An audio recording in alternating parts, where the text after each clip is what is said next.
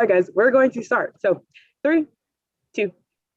Good evening, everyone. Thank you so much for joining us. My name is Kierra Cotton. I am a digital producer here at WKYC. And what you're watching now is the latest installment of our Turning Point series. And what you're seeing is our panel discussion. So, we all know that this month of June is Pride Month. So, we thought, what better way than to celebrate than to discuss the LGBT community right here in Northeast Ohio. And we have joining us today Golnar Farasta, the Director of Programming at the LGBT Center of Greater Cleveland, and Claudia Longo, who has a student enrolled at the School of One, which is the newest initiative inside of the LGBT Center of Greater Cleveland.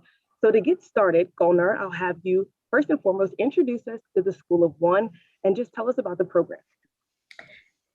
All right. Well, thank you so much for having us and for creating the space to have this conversation. I am so thrilled to share a little bit about School of One.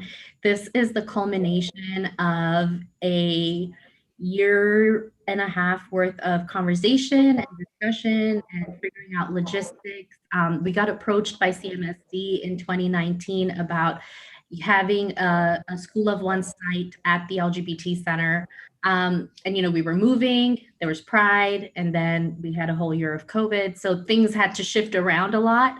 But we opened and launched in September of last year. The whole idea behind School of One is to ensure that there's a safe, affirming space for LGBTQ identifying youth. The school is open to everyone, but the focus is around creating that safe space, providing culturally appropriate resources, supports. Our vision is to really integrate the school into our community to create sort of a very holistic approach to education. Love that. And Claudia, your son Roman is enrolled at the School of One. Can you talk to us a little bit about why that decision was best for you and for Roman? Well, first of all, thank you for inviting us today. I think it's so important that people know about places like the School of One and the work that it's being done. I think it's so important people understand that there are options like the School of One. Sure. Sometimes we navigate the school system without understanding that we may have a place like this to bring our kids that sometimes are not comfortable in the mainstream schools, or they don't have a safe space, especially if they're LGBTQ kids. So we learned about the program through CMSD. Roman was going to one of the schools and things were not going well. He was struggling for a couple years already, and he was not finding his place, struggling academically, socially. And when we learned about this program, we thought this is perfect. It's perfect for him. Let's give it a try. And unfortunately, it was in the middle of the pandemic. He started in November 2020. So it was all virtual, which it was still good for him because he was still struggling to go in person to school. So I think it was a great transition actually for him. So now they're going virtually and in person 2 days. So we're hoping that next year they can be there full time. Right. And Golnar, can you talk about that? The fact that the school is located inside of the LGBT Center. Can you talk to the people about the resources that are available to the students in addition to their traditional learning classes? Absolutely. So one of the great things about School of One is there's rolling enrollment. So it's not that you can only enroll at the beginning of the school year or at the end of the school year for the next school year. We take students all year round. Anybody who's over 14 years old and older up to 21 is eligible to enroll. We've had students here from different counties.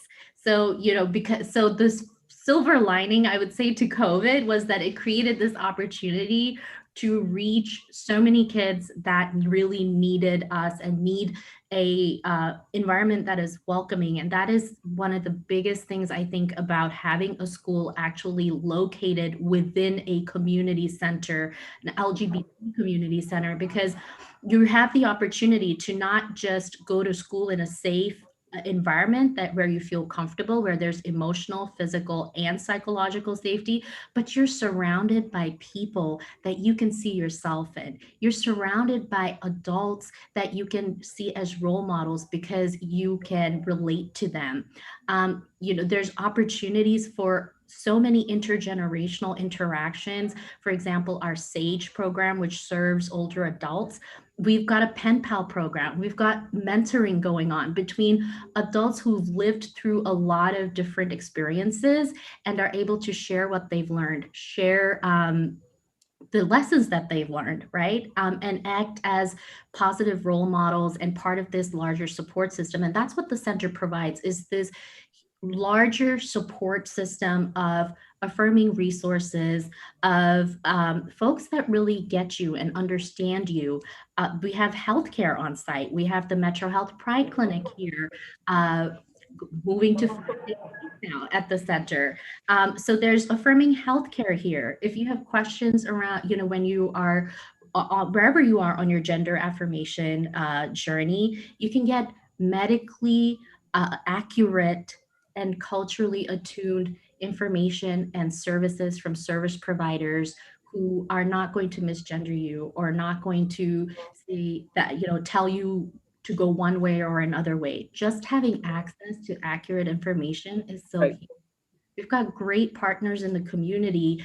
We have Colors Plus that runs our Trans U program, and they are a counseling service, but also have youth services. So we're really able to integrate a lot of resources and create this environment where a lot of needs that were previously being unmet, we're now able to support that and fulfill that. Right. And Claudia, you mentioned your son Roman started in the middle of the pandemic, but in such a short amount of time, how have you seen his integration into the School of One change his mood, his mental health? How has he been impacted by that transition? Well, I think this is going to paint a very good picture of that progress. When we enrolled him in November, he was about to drop out. He was ready to be done. He had enough. It was a few years of struggling very deep, and I can't even start to explain what he went through. So when we found the program and he started going, we said, let's just give it a try before you drop out, because what do you have to lose? So, and then he started attending. He started getting slowly back into getting interested in academics, which it was something that he enjoyed before his struggles, and then it went away. So seeing him start to come back and seeing him being passionate about it again, it's like it's still hard for me to believe it. He goes every day that he has to go. Those 2 days where he goes on Thursdays and Fridays, he hasn't missed a day. So I think that speaks volumes of the results. And he's probably gonna be on time this year. We're not worried about him graduating on time. That's gonna happen whenever it happens. His health is first. And so, but I also want to say that it's incredible the work that these teachers are doing and how passionate about teaching and just seeing the student as a whole, not just a number or just one more student in their classroom. So I think that's part of the success too. And of course, being in a safe space it's everything. You feel like you can concentrate on academics and not worried about being bullied or I don't know, attacked, threatened all the time. So I think that makes a huge difference, and I can see the progress already. That's amazing. And I'm so thankful for you to share you and your son's story. You personally, Claudia, knowing the struggles that your son went through, how has that helped you at home better address the things that he's going through? Have you received help yourself from the center as well? Well, we were already getting services through for Roman through Beachbrook, which is an agency that works with the school district. But it goes a little bit beyond that. I think knowing that I can text the teacher or text the counselor and say, hey, today was a really bad day. Roman is not feeling well. And they hear me and they call me back and they say, how can we help?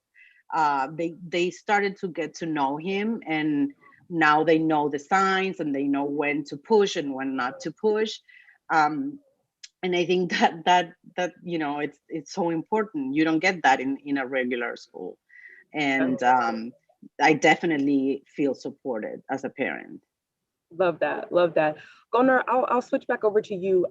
Let's talk the future. The School of One opened in the thick of the pandemic, but what do you guys hope for the school this upcoming fall in terms of enrollment, programming? What can people look forward to? Oh my gosh, being back in person, having our young people in the center again, being surrounded by them. We've gradually been expanding our hours to do sort of a gradual reopening, keeping in mind the safety and all of that. We've already got the last numbers that I got from School of One is we've already got 16 youth enrolled for next year who will be starting with us. I'm really excited about that. This year we had 11, and there's kids that are going to be willing to make a drive from places like I think it's like Stark County or another county, like driving from there every day. Like their parent is going to be bringing them to School of One here at the center, and so if all things remain as they are and we don't have another pandemic or some other like earth-shattering event,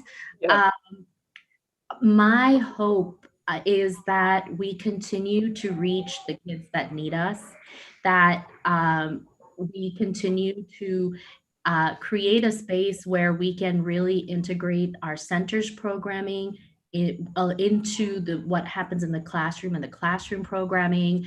And we just are, our kids feel empowered. They feel seen, they feel acknowledged and affirmed. I think that's the most important thing, that, ultimately, in a way, we are saving lives. And that is the most important thing. And the one thing that I value the most. I think about it, I'm like, I wish there was a school like this when I was growing up. Right. Like, to be able to create that safety and that space, you don't have to worry about being called by slurs or being bullied or physically attacked and assaulted.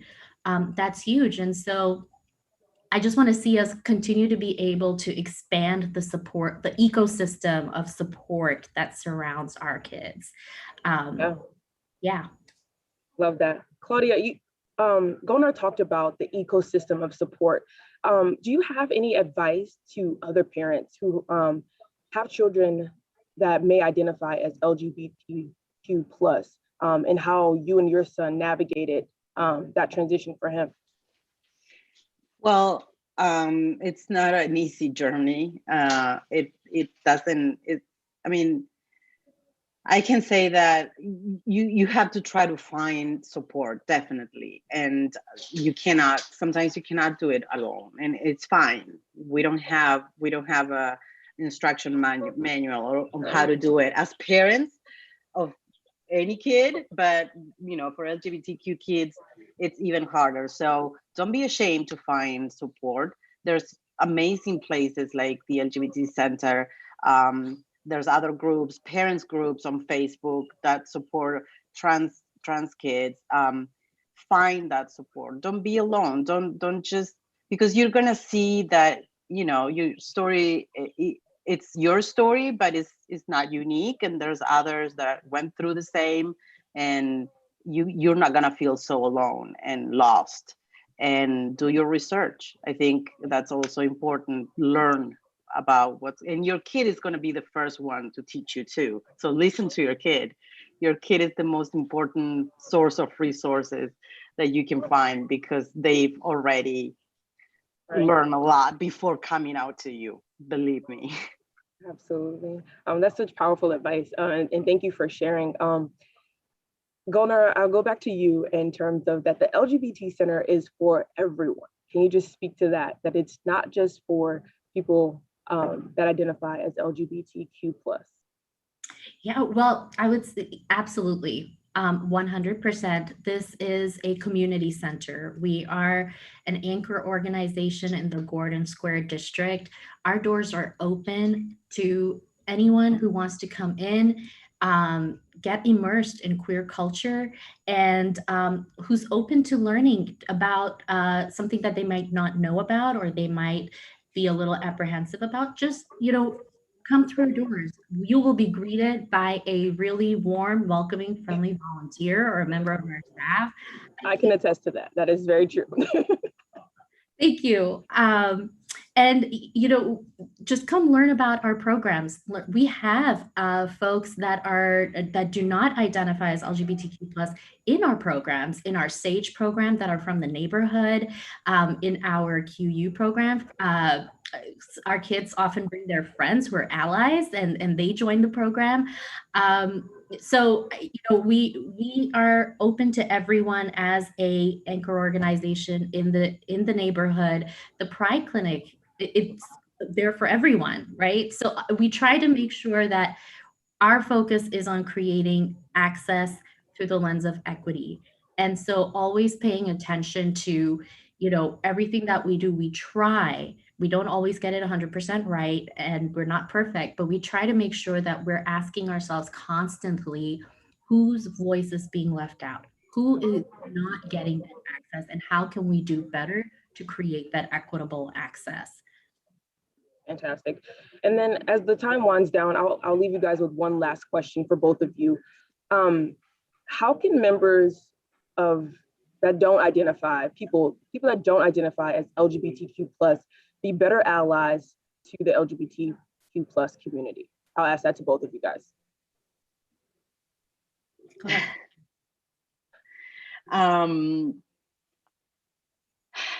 That's a hard one, but I think that it's simple as just treat them as human beings. That's all it is. I think we have gained some progress in that area, but of course there's a lot yet to do, and a lot of education and learning. But just treat them as human beings. That's all I can say. Okay.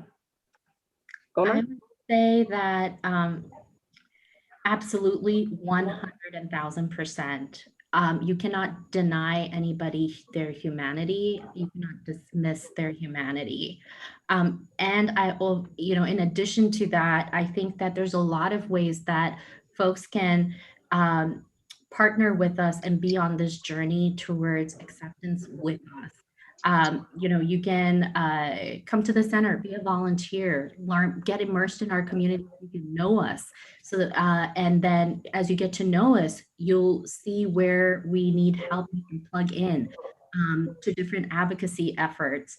You can advocate in your workplace around having training around LGBTQ competency and culture, and how, as an employers, can support and be allies by ensuring that they're taking a look at their work environment, their policies, their procedures through a lens of equity. And also the best example I can have is like insurance, right? Everybody in a workplace needs insurance. If you are truly wanting to be an ally and an advocate, take a look at your insurance policy. Does it cover gender affirming care? Does it cover things like hormone replacement therapy, or puberty blockers, or mental health services? Because those things are life changing and also life saving. So it's taking that look piece by piece at different aspects of or intersections with which you interact with the community in general, but also the LGBT community, and just asking yourself, like, is this fully equitable? Is this creating access? And if it isn't, let me partner with somebody from the community so I can do this right, instead of coming at it and thinking that I know what I'm doing. Right. Should be informed Right. community. Right. Thank you for sharing that information because like you said, those are the things that me personally, I wouldn't even think to ask or to think about to ask my insurance company if they cover those things. But I want to thank both of you guys. Our time is winding down. Thank you, Claudia, for sharing your story. We will hear more from Roman and about the School of One tomorrow during our special, which airs at 7 o'clock, which is a special broadcasting of Front Row. So make sure you guys check that out as well. And Gunnar, again, thank you so much. Also, before we go, can you let everyone know where they can find resources? Sure. You can always go to our website, lgbtcleveland.org. There's a whole resource page. You can always call the center. We will connect you to the resources that you need from our we can share a referral list. We can directly connect you. You can reach us on our Facebook. There's multiple ways that you can get a hold of us. Our number, if you want to call us, is 216-651-5428. All right, perfect. And I will put all that information up on wkyc.com, everyone. And thank you so much for tuning in. Again, Claudia and Gunnar, thank you so much for taking the time to inform our community and our audience about this topic. And know that the education does not stop in June. Pride Month, you should always continue to learn and advance your knowledge. So have a great night, everybody. Thank you, Kierra. Bye. Bye.